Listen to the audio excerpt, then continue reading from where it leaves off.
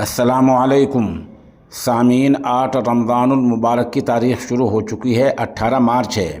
خبر کا عنوان ہے مظفر نگر میں پولیس کانسٹیبل نے ٹیچر کو گولیوں سے بھون ڈالا، ٹیچر کی موقع پر ہی موت ہو گئی ہے۔ یہ ٹیچر مظفر نگر میں وارانسی سے بورڈ کے امتحان کے پرچے لے کر آئے تھے۔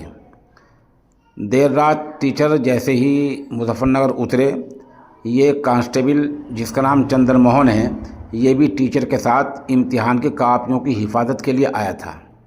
بتایا جا رہا ہے کہ وہاں اترتے ہی دیر رات کانسٹیبل چندر موہن نے ٹیچر کو کہا کہ میرے لیے تمباکو لا دو۔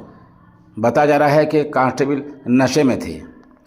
ٹیچر دھرمیندر نے انکار کیا۔ ظاہر سی بات ہے، ایک ٹیچر جو بچوں کو تعلیم دینے سنوارنے کا کام کرتا ہو، وہ بھلا کیسے نشے میں ڈوب سکتا ہے؟ اس نے منع کیا، انکار کر دیا۔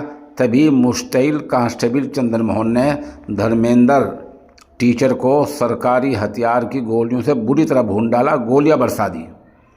اس قدر گولیاں برسائی کہ ٹیچر کی موقع پر ہی موت ہو گئی۔ ہنگامہ ہو گیا۔ اب ٹیچر ایسوسیشن نے مظفر نگر میں بھی، شاملی میں بھی ہنگامہ کیا ہے، مظاہرہ کیا ہے اور وارننگ دی ہے کہ جب تک انصاف نہیں ملے گا، پولیس کانسٹیبل کو گرفتار کر کے برخاست نہیں کیا جائے گا، تب تک بورڈ کے امتحانات کے پرچوں کی جو جانچ چل رہی ہے، ہم اس کام کو بند رکھیں گے۔